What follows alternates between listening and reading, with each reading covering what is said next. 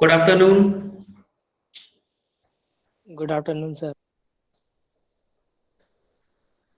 Last term पे हम लोगों ने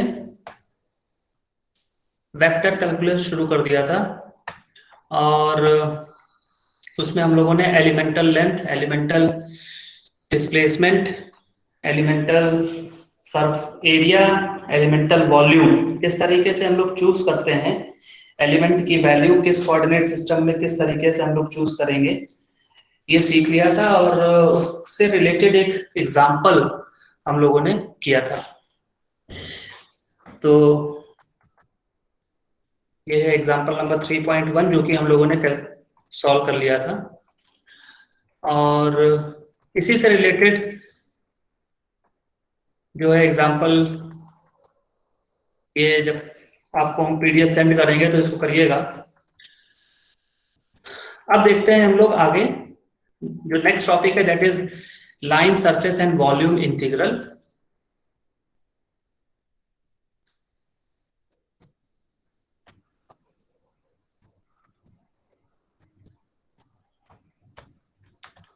आपकी स्क्रीन पे दिख रहा है नया topic, line surface and volume integral. तो क्या ये बहुत बता रहे हैं इसमें, the familiar concept of integration will now be extended to class in which the integrand involves a vector. By line we mean the path along a curve in space. We shall use terms such as line, curve, contour interchangeably. तो बोल रहे हैं line से मतलब है यहां पर path along a curve। तो लाइन का मतलब है पाथ से, और लाइन हो गया या कंटूर हो गया, ये हम लोग यूज कर सकते हैं इसके लिए।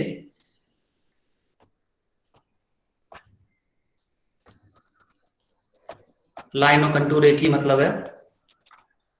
डेफिनेशन लिखी हुई है द लाइन इंटीग्रल। देखिए रिप्रेजेंटेशन देखिएगा इसका, यहाँ पर इंटीग्रेशन का साइन है और नीचे यहाँ पर लगा हुआ है, लिखा हुआ है एल, और ये एल बता रहा है कि ये लाइन इंटीग्रल है। और जिस भी वेक्टर का हमें लाइन इंटीग्रल कैलकुलेट करना है, मान लेते हैं वो वेक्टर है ए। तो वेक्टर है यहाँ पर ए और उसका लाइन इंटीग्रल हमें कैलकुलेट करना है, तो हम वेक्टर ए का एलिमेंटल लेंथ डीएल के साथ डॉट प्रोडक्ट करेंगे और उसको इंटीग्रेट करेंगे। तो this is integration A dot DL is the integral of the tangential component of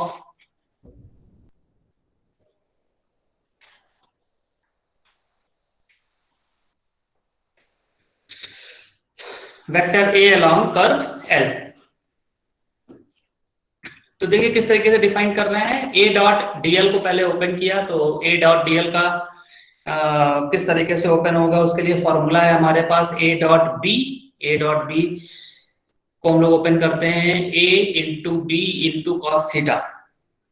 तो यहाँ पर A की जगह A है लेकिन B की जगह डीएल है, तो यहाँ पर आ जाएगा mod of A into DL into cos theta.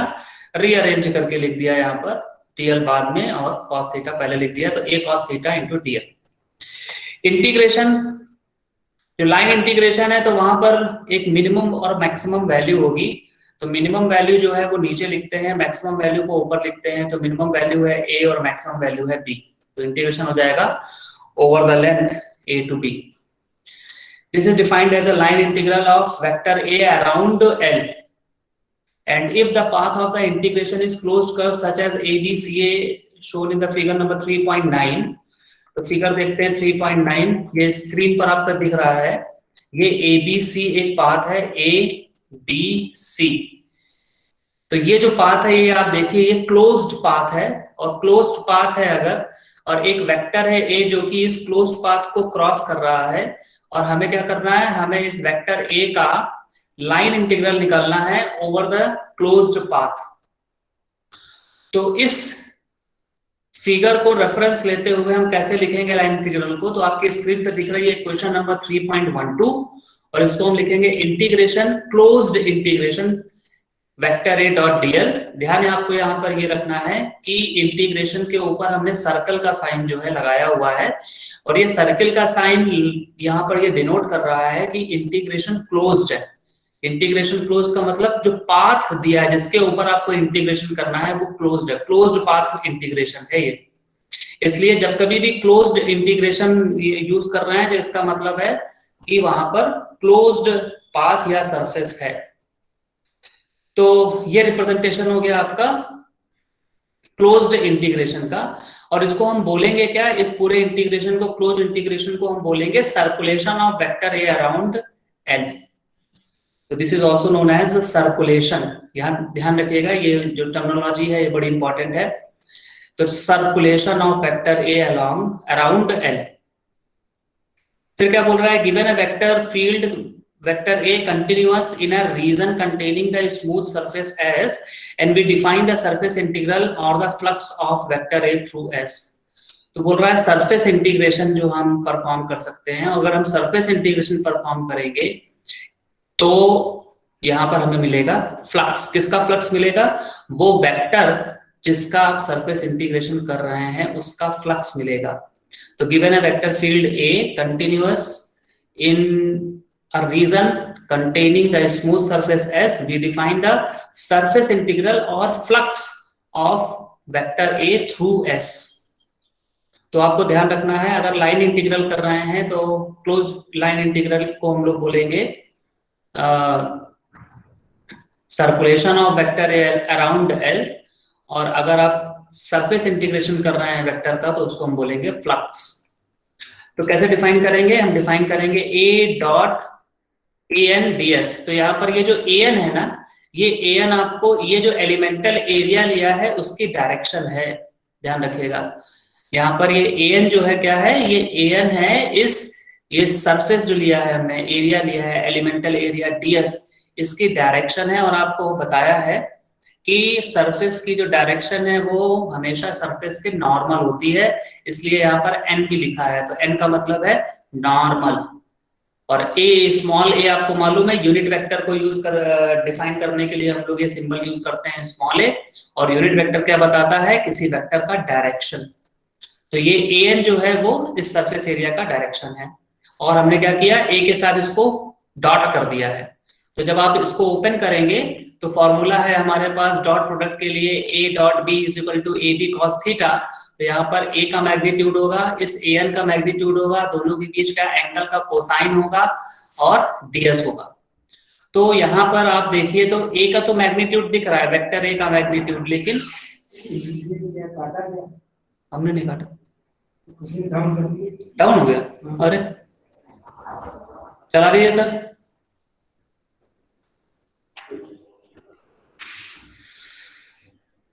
तो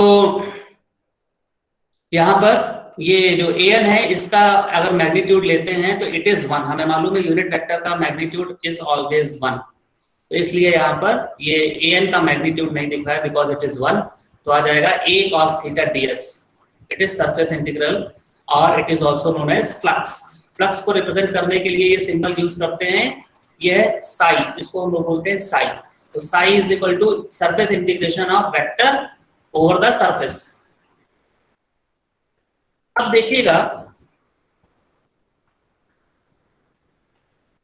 सरफेस इंटीग्रेशन को समझने के लिए ये डायग्राम दिख रहा है आपकी स्क्रीन पर, विच इज फिगर नंबर 3.10।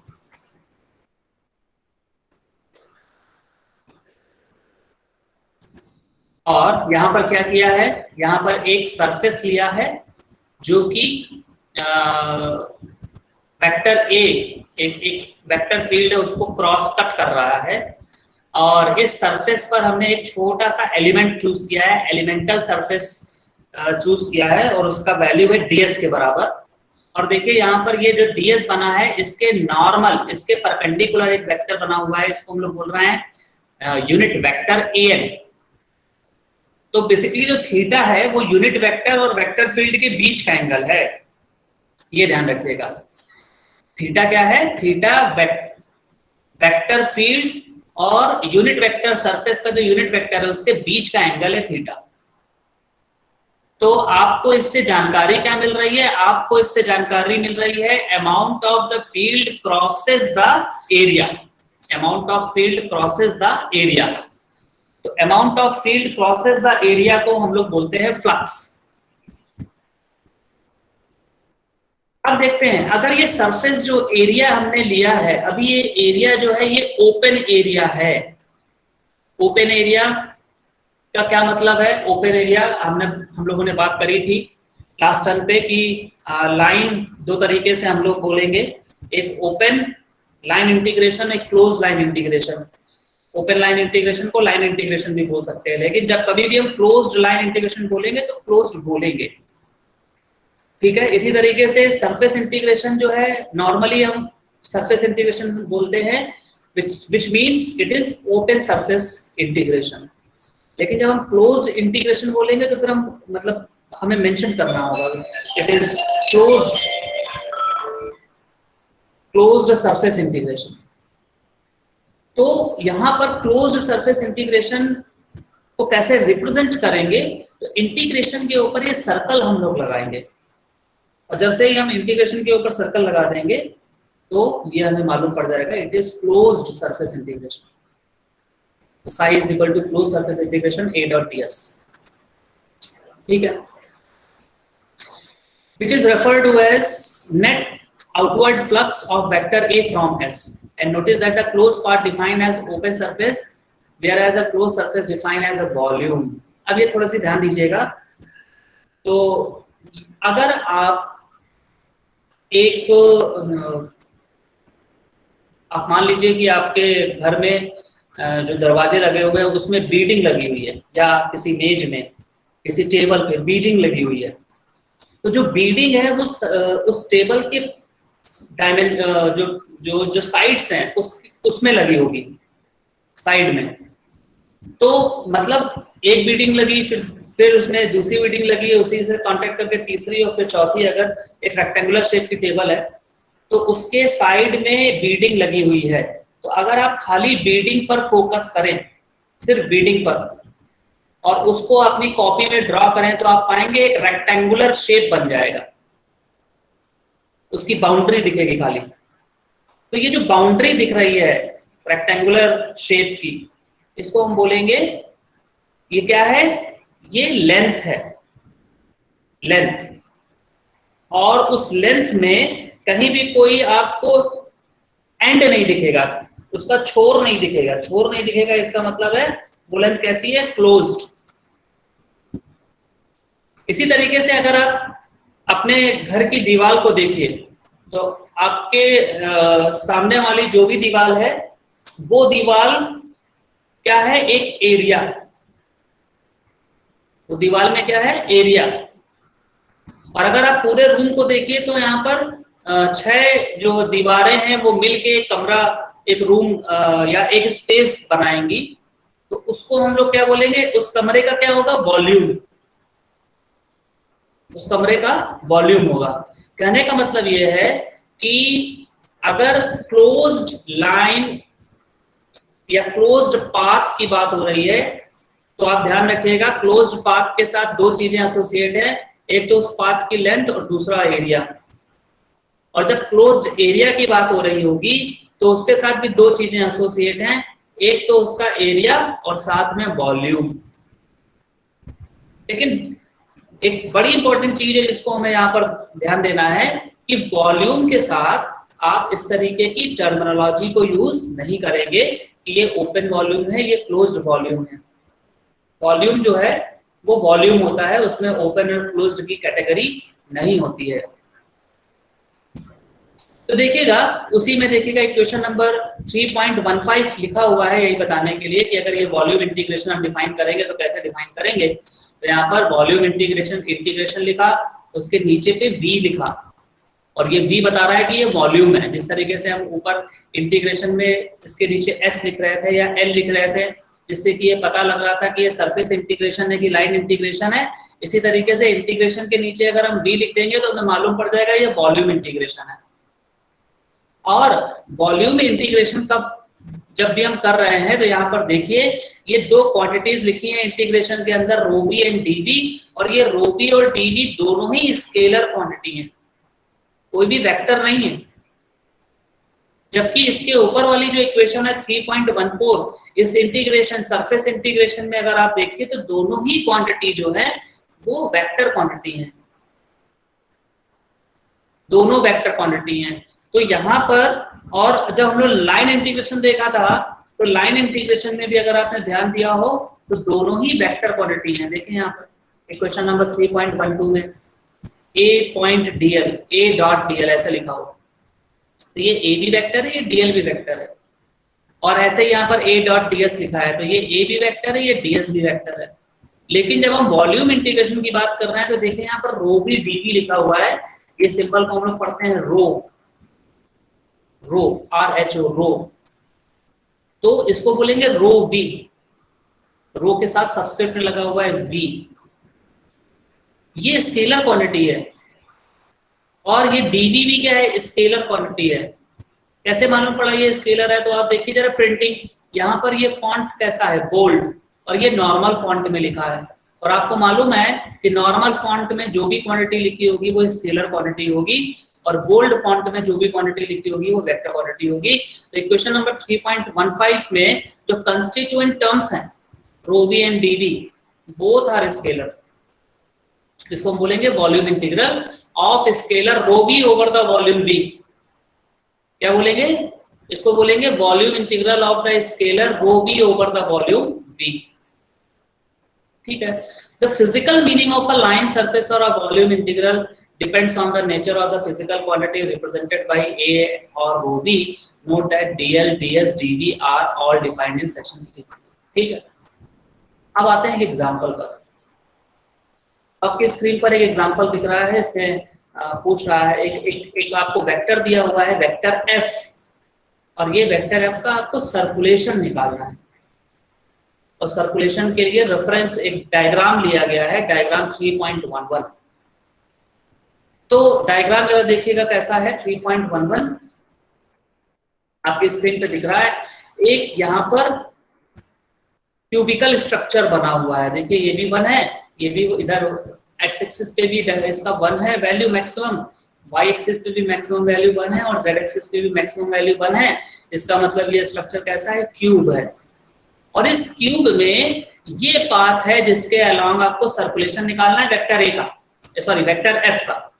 तो पाथ को जरा देखिए, ये है पाथ 1, ये जो डार्क ब्लू लाइन से दिख रहा है ये है पाथ जिसके लिए आपको सर्कुलेशन फाइंड आउट करना है। तो देखिएगा ये है पाथ 1, फिर पाथ 2, फिर आएगा पाथ 3, फिर आएगा पाथ 4। और एक चीज ध्यान रखिएगा कि आप यहाँ पर जब पाथ दिखाया गया है उस पाथ में वो क्लोज्ड पाथ है। कैसा पाथ है? क्लोज्ड पाथ है।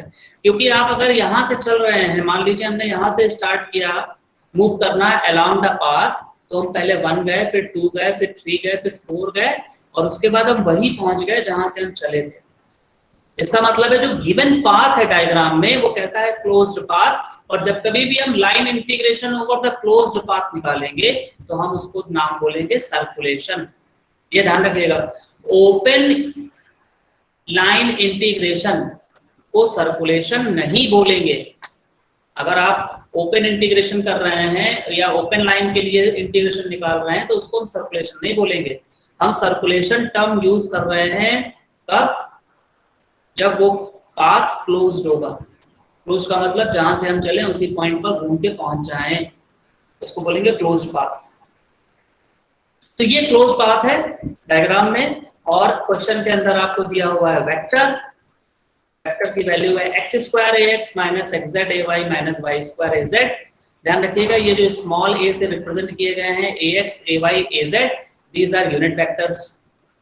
तो आपको सर्कुलेशन निकालना है तो आपको डेफिनेशन क्या मिली, किसी भी वेक्टर का सर्कुलेशन निकालना है तो वेक्टर का डीएल के साथ डॉट कर दीजिए। तो यहाँ पर देखिए आपकी स्क्रीन पे दिख रहा है वेक्टर का डीएल के साथ डॉट कर दिया, वेक्टर है एफ और यहाँ पर एलिमेंटल जो लेंथ है वो है डीएल। क्योंकि हम जब सर्कुलेशन की बात करेंगे तो हमें लेंथ इंटीग्रेशन की बात, लाइन इंटीग्रेशन की बात करनी है। तो लाइन इंटीग्रेशन के लिए हमें एलिमेंटल लेंथ यूज करनी पड़ेगी, वो है डीएल। दोनों का डॉट करेंगे। और सर्कुलेशन है इसलिए इंटीग्रेशन क्लोज होगा, इसलिए यहाँ पर क्लोज इंटीग्रेशन लिख दिया। ठीक है। अब आप देखेंगे कि इसको इक्वल करके राइट हैंड साइड पे जब लिख रहे हैं तो इंटीग्रेशन को 4 पार्ट में ब्रेक कर दिया है। अब ये इंटीग्रेशन को 4 पार्ट में इसलिए ब्रेक कर दिया है क्योंकि जो गिवन डायग्राम है उस डायग्राम के अंदर जो क्लोज्ड पाथ दिया गया है उसके अंदर 4 एलिमेंट है। देखिएगा फिर से डायग्राम, एक एलिमेंट है इस क्लोज्ड पाथ का, ये पाथ 1, दूसरा एलिमेंट है इस क्लोज्ड पाथ का पाथ 2, तीसरा एलिमेंट है इस क्लोज्ड पाथ का पाथ 3, चौथा एलिमेंट है इस क्लोज्ड पाथ का पाथ 4। तो पाथ 1 हो गया, पाथ 2 हो गया, पाथ 3 हो गया, पाथ 4 हो गया। तो हम ऐसा बोल सकते हैं कि 4 लाइन को मिलाकर हम एक क्लोज्ड पाथ बना रहे हैं। तो आपको इंटीग्रेशन जो है, क्लोज्ड इंटीग्रेशन आप कैसे करेंगे, आप हर इंडिविजुअल पाथ के ऊपर लाइन इंटीग्रेशन निकालेंगे वेक्टर का और सबको ऐड कर देंगे। तो आप पाथ 1 के लिए लाइन इंटीग्रेशन कैलकुलेट करेंगे, पाथ 2 के लिए लाइन इंटीग्रेशन कैलकुलेट करेंगे, पाथ 3 के लिए लाइन इंटीग्रेशन कैलकुलेट करेंगे, पाथ 4 के लिए लाइन इंटीग्रेशन कैलकुलेट करेंगे और सबको ऐड कर देंगे। जब सबको ऐड कर देंगे, after then you will get closed integration और सर्कुलेशन ऑफ वेक्टर f। तो वही यहां पर किया हुआ है, यहां पर इंटीग्रेशन निकाला over the path 1 plus integration over the path 2 plus integration over the path 3 plus integration over the path 4। किसका इंटीग्रेशन निकाला, f डॉट dl का, और सबको ऐड कर दिया। अब ये ब्रैकेट के अंदर जो है, क्योंकि यहाँ पर f डॉट dl सब में कॉमन आ रहा था इसलिए ब्रैकेट के बाहर लिख दिया। तो f की वैल्यू कितनी है, f की ये वैल्यू है। और यहाँ पर पहला वाला जो पाथ आप चूज कर रहे हैं, तो डायग्राम में फिर से हम लोग देखते हैं कि पहला वाला पाथ है क्या, कब मिल रहा है हमको पहला पाथ। पहला पाथ तब है जब x इक्वल टू 1 से x इक्वल टू 0, ये ओरिजिन है, ये ओरिजिन है। तो x इक्वल टू 1 से x इक्वल टू 0 जा रहे हैं। तो हमें यहाँ पर देखना पड़ेगा कि पहले वाले पाथ में कितने वेरिएबल चेंज हो रहे हैं। तो आप पाएंगे कि पहले वाले पाथ में जब हम x इक्वल टू 1 से x इक्वल टू 0 जा रहे हैं तो सिर्फ और सिर्फ x की वैल्यू में चेंज हो रहा है, ना तो y चेंज हो रहा है ना तो z चेंज हो रहा है। तो अगर यहाँ पर आपको सिर्फ x चेंज दिख रहा है तो फिर x के टर्म में ही एलिमेंटल लेंथ लेंगे, यानी पहले वाले पाथ के लिए जो आप एलिमेंटल लेंथ चूज करेंगे वो होगी dx। इसी तरीके से दूसरे वाले पाथ के लिए अगर आप एलिमेंटल लेंथ चूज करेंगे तो आप देखेंगे दूसरे वाले पाथ में चलने पर कौन कौन से वेरिएबल चेंज हो रहे हैं। तो आप पाएंगे कि यहाँ पर जो सेकंड पाथ है उसमें हम y इक्वल टू 0 से y इक्वल टू 1 जा रहे हैं, तो यहाँ पर सिर्फ y वेरिएबल चेंज हो रहा है। और अगर y वेरिएबल चेंज हो रहा है तो हम एलिमेंटल लेंथ लेंगे dy। इसी तरीके से जब हम तीसरे पाथ के अलोंग जा रहे हैं तो तीसरे पाथ के अलोंग जाने में हमारे को 2 वेरिएबल चेंज होंगे। तो देखिए ये डायगोनल है एक्चुअली में, तो इस पॉइंट पर पहुंचेंगे अगर हम इस पॉइंट से, तो या तो हम पहले चलें z के अलोंग और फिर चलें x के अलोंग, तब हम पहुंच जाएंगे, या फिर हम पहले चले x के अलोंग और फिर चले z के अलोंग, तब पहुंच जाएंगे। इसका मतलब है कि अगर आप पाथ 3 के अलोंग चलेंगे तो 2 वेरिएबल चेंज होंगे, एक वेरिएबल है z और एक है x। तो यहां पर एलिमेंटल लेंथ की वैल्यू कितनी होगी, dx एंड dz का सम, dx एंड dz का सम। और इसी तरीके से जो फोर्थ पाथ है उसमें आप चलेंगे तो यहाँ पर फोर्थ पाथ भी डायगोनल के अलोंग है, तो यहाँ पर 2 वेरिएबल चेंज होंगे, एक होगा z और दूसरा होगा y। तो dz एंड dy का सम। तो पाथ 1 में एक वेरिएबल चेंज हो रहा है x, पाथ 2 में y चेंज हो रहा है, पाथ 3 के along x and z change हो रहा है, पाथ 4 में y एंड z चेंज हो रहा है। तो देखते हैं एलिमेंटल लेंथ की वैल्यू क्या क्या ले रहे हैं। तो यहाँ पर देखिए, यहाँ पर ये लिखा है फॉर सेगमेंट 1, और सेगमेंट 1 के लिए देखिए यहाँ पर जो एलिमेंटल लेंथ ली है वो ली है dx, और क्योंकि यहाँ पर डिस्प्लेसमेंट वेक्टर लिख रहे हैं तो इसलिए डायरेक्शन देना पड़ेगा। तो ये हो गया dx यानी अमाउंट, और ये हो गया उसका डायरेक्शन ax। दूसरा देखते हैं पाथ 2 के लिए, तो देखिए सिर्फ y वेरिएबल चेंज हो रहा है। तो देखिएगा जरा ध्यान से, दूसरे पाथ के लिए जो एलिमेंटल लेंथ ले रहे हैं वो कितनी ले रहे हैं, dy along ay, dy along ay। तीसरे पाथ के लिए देखिएगा यहाँ पर कौन कौन से वेरिएबल चेंज हो रहे हैं, तो x चेंज हो रहा है और z चेंज हो रहा है, तो dx और dz। तो देखिए यहाँ पर ये है सेगमेंट नंबर 3, और इस सेगमेंट नंबर 3 में क्या क्या है, एलिमेंटल लेंथ में dx along ax and dz along az। तो ये आ जाएगा dx along ax plus dz along az। ठीक है। इसी तरीके से जो सेगमेंट 4 है इसमें z और y चेंज हो रहा है। तो यहाँ पर आप देखिएगा जो एलिमेंटल लेंथ है सेगमेंट 4 के लिए वो है यहाँ पर आपकी dy and dz, dy along ay and plus dz along az।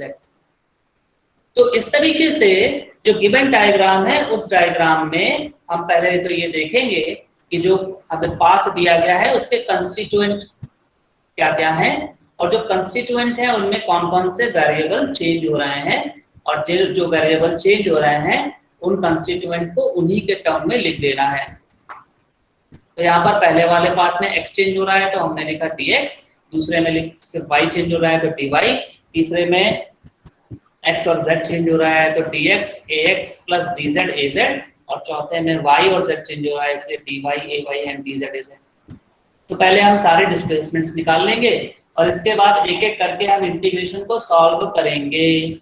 तो पहले सेगमेंट के लिए लाइन इंटीग्रेशन निकालेंगे तो f डॉट dl कर देंगे। f की भी वैल्यू आपको मालूम है, dl की भी वैल्यू मालूम है। देखिएगा, देखिए यहाँ पर f भी मालूम है, dl भी मालूम है, और दोनों को हमने डॉट कर दिया। ये देखिए आपकी स्क्रीन पे दिख रहा है f डॉट dl। जब डॉट करेंगे तो सिर्फ ये वैल्यू बचेगी। अब डॉट कैसे करते हैं ये हम लोग जानते हैं, ये हम लोग सीख चुके हैं। तो f डॉट dl करा तो f डॉट dl की वैल्यू आएगी x स्क्वायर dx, और इंटीग्रेशन की लिमिट देखिए तो आप देखिए आपका मोशन कैसा है। ये मोशन है x इक्वल टू 1 से x इक्वल टू 0, तो यहाँ पर लोअर लिमिट होगी 1 और अपर लिमिट होगी 0। ये ध्यान रखिएगा, लोअर लिमिट क्या होगी 1 और अपर लिमिट होगी 0। जिस तरीके से आपका डिस्प्लेसमेंट हो रहा है, जो डायरेक्शन है वैसे ही लिमिट रखिएगा। तो आप जब इसको इंटीग्रेशन को सॉल्व करेंगे तो ये वैल्यू मिल जाएगी। इसी तरीके से सेकंड सेगमेंट के लिए आपको f डॉट dl निकालना है। तो आपको f भी मालूम है, आपने dl निकाल लिया है, इसको सॉल्व करेंगे तो इट इज 0। इसी तरीके से तीसरे सेगमेंट के लिए f डॉट dl निकालना है, तो f और dl मालूम है, ये वैल्यू आ जाएगी। इस इंटीग्रेशन को सॉल्व करेंगे, वैल्यू पुट करने के बाद, लिमिट पुट करने के बाद ये आ जाएगी -2/3। अब देखिए सेकंड सेक्शन के लिए लिमिट क्या होगी, तो लिमिट सेकंड सेक्शन में तो f डॉट dl 0 आ रहा है तो जरूरत ही नहीं पड़ेगी, लेकिन अगर जरूरत पड़ती तो लिमिट क्या रखते, तो लिमिट रखते y इक्वल टू 0 से 1। लोअर लिमिट होती 0 और अपर लिमिट होती 1। इसी तरीके से थर्ड सेगमेंट में देखिएगा लिमिट क्या होगी, तो अगर आप dy की बात dx की बात कर रहे हैं तो लिमिट होगी 1 से 0, और dz की बात करेंगे तो लिमिट होगी 0 से 1। तो देख लेते हैं एक बार, ये देखिए dx होगी तो 0 से 1 और dz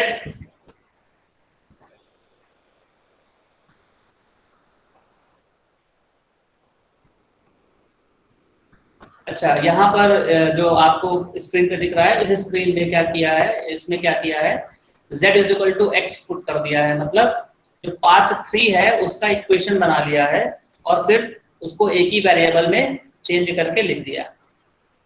तो हम लोग उसको एक वेरिएबल में ना चेंज करें तो सिंपल तरीके से भी कर सकते हैं। तो कोई जो हम बता रहे थे उसमें 2 लिमिट, तो वैसे भी हम कर सकते हैं। तो फिलहाल आपके स्क्रीन को जो दिख रहा है उसमें एक ही वेरिएबल में कन्वर्ट कर दिया है पूरे इंटीग्रेशन को। ये भी एक मेथड है।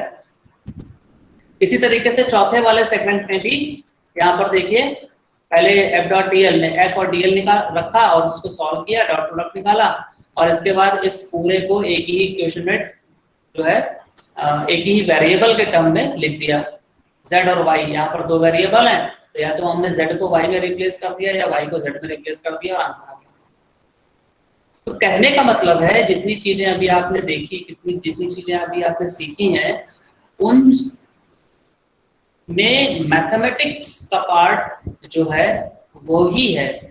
कॉन्सेप्ट सिर्फ इतना है कि लाइन इंटीग्रेशन, सरफेस इंटीग्रेशन और वॉल्यूम इंटीग्रेशन हम लोग यहाँ पर यूज करेंगे।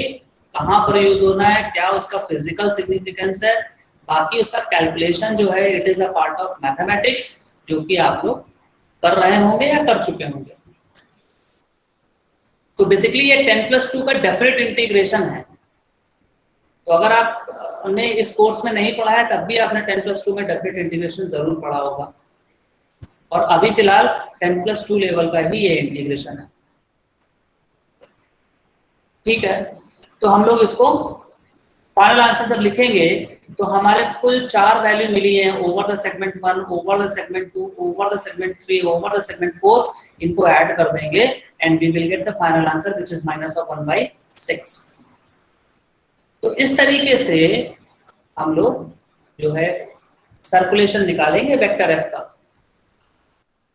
अब देखिएगा आपकी स्क्रीन पर एक एग्जांपल दिख रहा है जो कि अनसॉल्व्ड है, और उसका रेफरेंस डायग्राम 3.12 ये बना हुआ है, और यहाँ पर एक वेक्टर दिया हुआ है और इस वेक्टर का सर्कुलेशन निकालना है आपको। सर्कुलेशन का मतलब आपको हमने बताया कि आपको एक पाथ दिया होगा जो कि क्लोज होगा।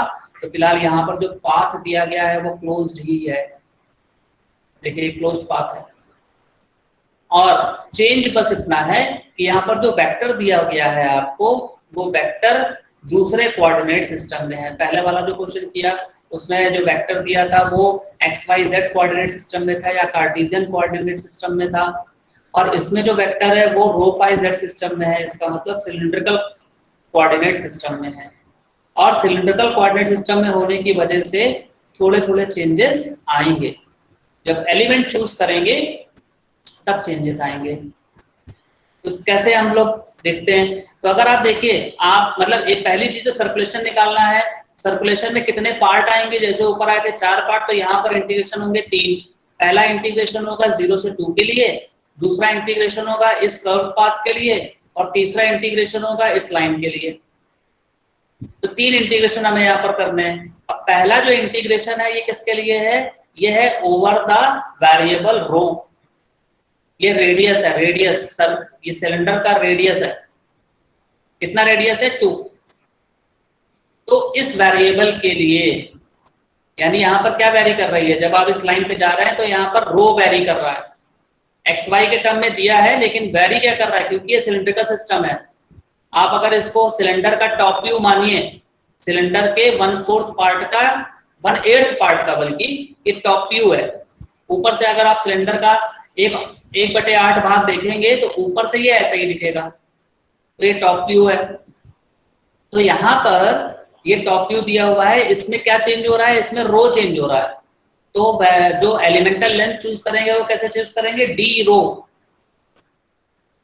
ये हो जाएगी इस पाथ के लिए एलिमेंटल लेंथ, और उस डी रो का ए के साथ आप डॉट प्रोडक्ट निकालेंगे और इंटीग्रेट कर देंगे। फिर यहाँ पर ये इस एल पाथ के लिए अगर आप देखिए क्या चेंज हो रहा है, तो ये फाई चेंज हो रहा है। यहाँ पर फाई की वैल्यू अलग है, 0 है, और यहाँ पर फाई की वैल्यू 60 है। तो इसके लिए एलिमेंटल लेंथ क्या बोलेंगे, rho D phi. Rho D phi का ए के साथ डॉट करेंगे और इंटीग्रेट करेंगे तो हमें यहाँ पर इसके लिए मिल जाएगा इंटीग्रेशन। और इसी तरीके से ये जो तीसरी लेंथ है, इस तीसरी लेंथ के लिए आपको एलिमेंट चूज करना है, वो है डी रो, और डी रो का इसका इंटीग्रेशन करके लिमिट रख के वैल्यू सॉल्व कर लेंगे, तो जो फाइनल आंसर आएगा दैट विल बी 1। तो एक बार इसको आप लोग अपनी आपसे करने की कोशिश करिएगा और फिर बताइएगा, जहां पर दिक्कत हो रही है हम लोग इसको डिस्कस कर लेंगे। तो एलिमेंटल लेंथ चूज करना ही सबसे इंपॉर्टेंट जो है वो कॉन्सेप्ट है यहाँ पर। उसके बाद सिंपल मैथमेटिक्स है, डेफिनेट इंटीग्रेशन, और उसको हम लोग कर सकते हैं।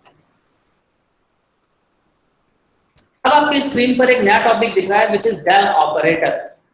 ये एक ऑपरेटर है जो कि किस तरीके से डिफाइन करते हैं, तो इसको सिंबल कैसा है, इसका एक ट्राइंगुलर शेप का सिंबल है, उल्टा उल्टा त्रिभुज बना हुआ है ये, है ना। इसका जो बेस है वो बेस ऊपर की तरफ है। देखिए यहाँ पर जब ट्राइंगल बनाते हैं जनरली हम लोग इसका ये जो बेस है वो नीचे रखते हैं, तो इसके बेस को अगर आप ऊपर कर देंगे तो ये ट्राइंगल की जगह डेल बोलेंगे हम इसको, डेल, डेल ऑपरेटर। पूरा नाम क्या है? Differential operator. डिफरेंशियल ऑपरेटर कैसा होता है? वेक्टर होता है, ये ध्यान रखना है आपको। डिफरेंशियल ऑपरेटर वेक्टर है कि स्केलर? तो आप बोलेंगे वेक्टर है। ठीक है, तो डिफरेंशियल ऑपरेटर को हम किस तरीके से डिफाइन करेंगे? तो अगर सिस्टम जो है वो कार्टेशियन कोऑर्डिनेट सिस्टम लेके चल रहे हैं तो हम इस इक्वेशन नंबर 3.16 की तरह इसको डिफाइन करेंगे। ये क्या बोल रहा है? ये बोल रहा है partial differentiation along X direction. Del, इसको हम लोग डेवर पढ़ते हैं, टेवर। पार्शियल डिफरेंशिएशन है, ये क्या है? Partial differentiation along Y direction. ये क्या है? Partial differentiation along Z direction. तो हमने एक्स डायरेक्शन के अलोंग पार्शियल डिफरेंशिएशन निकाला, वाई डायरेक्शन में पार्शियल डिफरेंशिएशन निकाला, जेड डायरेक्शन में पार्शियल डिफरेंशिएशन निकाला और तीनों को ऐड कर दिया तो हमें मिल जाएगा del of the quantity, differential operator. ठीक है, इसको और भी दूसरा नाम है, इसका नाम है ग्रेडियंट ऑपरेटर। ग्रेडियंट का मतलब होता है चेंज इन लेंथ। तो अगर आप ध्यान से देखिए तो ये एक्स लेंथ में भी चेंज कर रहा है, वाई लेंथ में भी चेंज कर रहा है, यानी वाई डायरेक्शन की लेंथ में भी चेंज हो रहा है, जेड डायरेक्शन में जो लेंथ है उसमें भी चेंज हो रहा है, इसलिए इसको बोलेंगे ग्रेडियंट ऑपरेटर।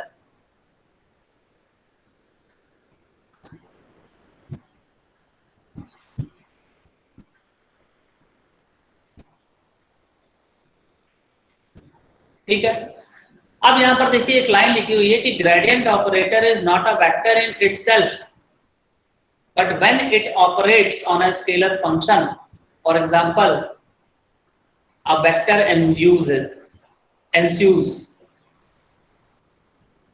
तो यहां पर बोल रहा है कि वैसे तो ये खुद में वेक्टर, क्योंकि ये क्वांटिटी तो है नहीं, इट इज ऑपरेटर। अब हम लोगों ने पढ़ा है कि क्वांटिटी दो टाइप की होती है, स्केलर और वेक्टर। ऑपरेटर दो टाइप के होते हैं, स्केलर वेक्टर, ऐसा नहीं बोला। लेकिन ये करता क्या है? ये किसी भी क्वांटिटी के ऊपर यूज करते हैं और it operates on a scalar function. Scalar function के ऊपर भी ऑपरेट कर सकते हैं। ठीक है ना? तो इसको देखिएगा, जब आप स्केलर फंक्शन के ऊपर बोलेंगे ऑपरेट करेंगे तो इसको बोलेंगे gradient, gradient of scalar v ऐसे बोलेंगे। और रिप्रेजेंटेशन कैसा होगा? डेल v ऐसे बोलेंगे, del v।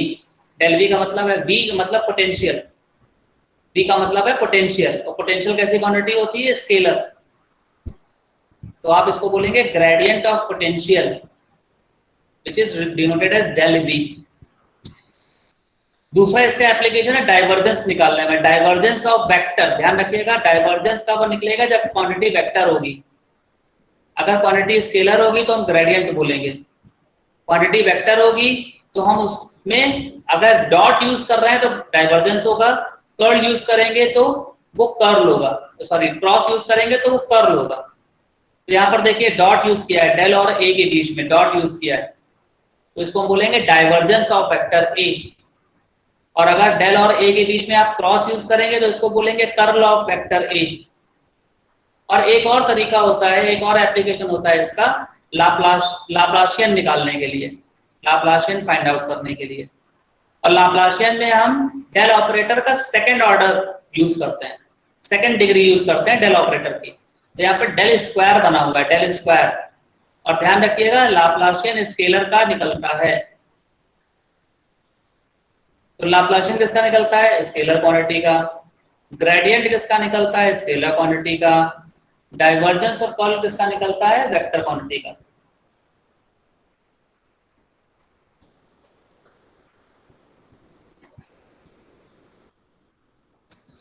So each of these will be defined in detail in subsequent sections, and before we do that, in appropriate operator del in cylindrical and spherical coordinate। तो यहाँ पर देखिए del जो है वो cylindrical और spherical coordinate में कैसे लिखेंगे?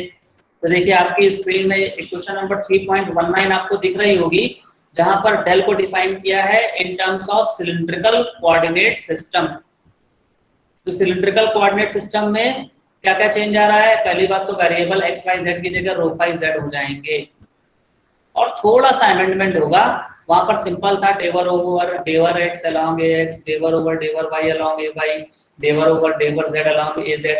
यहाँ पर del over del rho along A rho plus del over del phi, one over rho del over del phi along A phi plus del over del Z along A Z, ये आ जाएगा।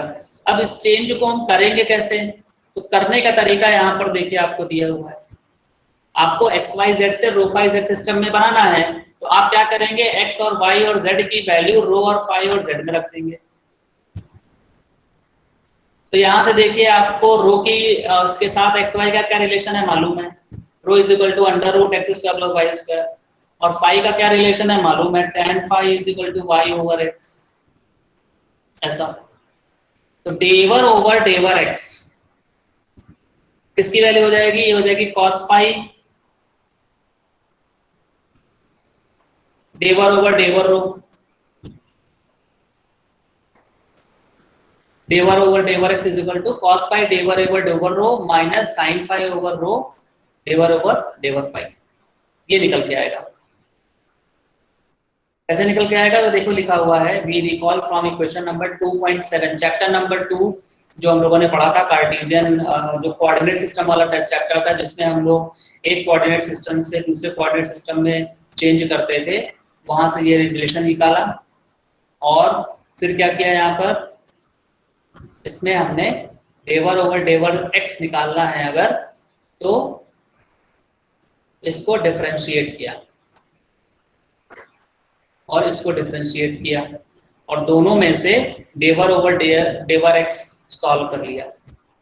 इसको differentiate किया, इसको differentiate किया, और दोनों में से डेवर ओवर डेवर एक्स को सॉल्व कर लिया, तो ये वैल्यू आ जाएगी।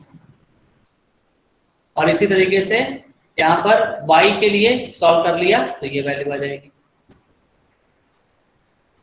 तो इन दोनों को जब हम लोग निकाल लेंगे तो दोनों वैल्यू हम पुट कर देंगे, सब्स्टिट्यूट इक्वेशन 3.17 3.18 इनटू 3.16। तो 3.16 कौन सी इक्वेशन है? जिसमें कार्टेशियन सिस्टम में डेल ऑपरेटर को हम लोगों ने डिफाइन किया है। ये डेवर ओवर डेवर एक्स की वैल्यू यहाँ पुट कर दी, डेवर ओवर डेवर वाई की वैल्यू हमने यहाँ पुट कर दी। अब आप बोलेंगे सर डेवर ओवर डेवर जेड ने निकाला, तो डेवर ओवर डेवर जेड निकालने की जरूरत नहीं है यहाँ पर। क्यों? क्योंकि सिलिंड्रिकल सिस्टम में और कार्टेशियन सिस्टम में ये z वेरिएबल कॉमन होता है। तो अगर यहाँ पर कार्टेशियन सिस्टम में ये तीसरा वाला जो टर्म है वो डेवर over del Z along A Z है, तो ऐसा ही बिल्कुल सिलिंड्रिकल सिस्टम में भी होगा। तो आप चाहे तो देख लीजिए, सिलिंड्रिकल सिस्टम में भी वही है, डेवर over del Z along A Z. अब ये ए जेड पहले लिख दिया है, बाद में लिख दिया है, डजंट मैटर। ये डेवर over del Z A Z के ऊपर ऑपरेट नहीं है, इसलिए इसको पहले लिखेंगे। तो इससे कंफ्यूज मत होइएगा लिखने का। ये जो डेवर ओवर डेवर जेड है, ये एक क्वांटिटी के ऊपर ऑपरेट होगा, या डेवर ओवर डेवर फाई है, या डेवर ओवर डेवर रो है, ये एक फिजिकल क्वांटिटी के ऊपर ऑपरेट होगा। ठीक है, तो ये क्या बता रहा है? Change del over del Z, ये क्या बता रहा है आपको? Change along Z direction. ये change of the quantity along phi direction. ये क्या बता रहा है? Change of the quantity along rho direction. अब देखिए, अगर आपको उसी इक्वेशन नंबर 3.16 को आर थीटा फाई के टर्म में लिखना था, तो आप आर थीटा और फाई में क्या रिलेशन है लिख लेंगे, और आर को डिफरेंशिएट करेंगे, थीटा को और फाई को डिफरेंशिएट करेंगे, और यहाँ से जो भी वैल्यू है उससे उन तीन इक्वेशन से डेवर over del X, del over del Y और डेवर ओवर डेवर जेड सॉल्व कर लेंगे, तो ये वैल्यू आ जाएगी। और इन तीनों वैल्यू को 3.16 में रख देंगे, तो हमें फाइनली डेल ऑपरेटर की वैल्यू जो है वो स्फेरिकल कोऑर्डिनेट सिस्टम में क्या होगी, मिल जाएगा। तो आपको ध्यान ये रखना है कि जब लेंथ है, लेंथ में कोई चेंज नहीं हो रहा है। आप देखिए यहाँ पर r जो है वो रेडियस ऑफ द स्फीयर है, यानी ये लेंथ है, तो डेवर ओवर डेवर r हो गया बेसिकली। यहाँ पर देखिए रो जो है वो भी रेडियस है ऑफ द सिलेंडर, तो ये देवर ओवर डेवर रो है। यहाँ पर देवर ओवर डेवर एक्स, ये एक्स क्या थी, लेंथ थी, इसलिए सिंपल रहेगा। चेंज कहाँ पर होगा, जब एंगल आएगा। यहाँ पर कार्टेशियन सिस्टम में जो तीनों ही लेंथ है, तो इसलिए तीनों को ही सिंपल लिख दिया, del over del X, del over del Y, del over del Z. लेकिन रो फाई जेड सिस्टम में एक एंगल आ रहा है, तो देखिए जो एंगल है उसमें वेरिएशन आ रहा है। ये रो और जेड दोनों लेंथ है, इसमें वही पैटर्न है, डेवर ओवर डेवर रो यहाँ पर लिखा हुआ है और यहाँ पर लिखा है डेवर ओवर डेवर जेड। लेकिन जब एंगल आ रहा है तो वहां पर थोड़ा सा मॉडिफाई हो रही है equation, 1 over rho del over डेवर पाई ऐसा आएगा। इसी तरीके से जब हम सिलेंडर स्फेरिकल की बात करेंगे तो देखिए ये तो लेंथ है, इसका पैटर्न बिल्कुल वैसा ही है। थीटा एक एंगल है और फाई एक एंगल है, तो थीटा एंगल है उसके साथ क्या आएगा, कोफिशिएंट 1 ओवर आर, और फाई एंगल के साथ कोफिशिएंट क्या आएगा, 1 ओवर आर साइन थीटा। तो इस तरीके से याद करना आसान हो जाएगा। तो आपको याद भी हो चुका होगा लेंथ का जो पार्शियल डिफरेंशिएशन है उसको लिखने का सिंपल तरीका, डेवर over del X, del over del Y, या फिर डेवर ओवर डेवर जेड, या फिर डेवर ओवर डेवर रो, या फिर डेवर ओवर डेवर आर। लेकिन जब हम एंगल का पार्शियल डिफरेंशिएशन निकालेंगे, जैसे हमने निकाला रो फाई जेड सिस्टम में फाई का पार्शियल डिफरेंशिएशन, तो उसको हम लिखेंगे 1 over rho del over del phi, या सिलेंडर स्फेरिकल सिस्टम में हम थीटा के लिए निकालेंगे तो हो जाएगा 1 ओवर आर डेवर ओवर डेवर थीटा, या फिर हम स्फेरिकल सिस्टम में फाई के लिए निकालेंगे तो ये हो जाएगा 1 over R sine theta del over del phi, ऐसा। तो ये जो इक्वेशंस हैं, इक्वेशन नंबर 3.23, इक्वेशन नंबर 3.19 और इक्वेशन नंबर 3.16, ये बहुत इंपॉर्टेंट है। डिफरेंट कोऑर्डिनेट सिस्टम में हम डेल को कैसे लिखते हैं, ये तीनों इक्वेशन से आपको मालूम पड़ जाएगा। अब देखिए, अब क्या करते हैं, जो ऊपर हमने डेल के ऑपरेशन पढ़े हैं, ग्रेडियंट निकालना, डाइवर्जेंस निकालना, कर्ल निकालना और लाप्लासियन निकालना, अब वो कैसे हम लोग कैलकुलेट करेंगे, ग्रेडियंट कैसे कैलकुलेट करेंगे, डाइवर्जेंस, कर्ल और लाप्लासियन कैसे कैलकुलेट करेंगे, नेक्स्ट जो सेक्शंस आएंगे उन सेक्शन में हम लोग 1 बाय 1 उनको डिस्कस करेंगे। तो इसको जो है हम लोग नेक्स्ट से करेंगे, और आज के लिए आप लोग इतने रखते हैं। आप लोग अपनी अटेंडेंस जो है वो मेल कर दीजिए चैट बॉक्स में, नाम और रोल नंबर के साथ, और लीव कर लीजिएगा।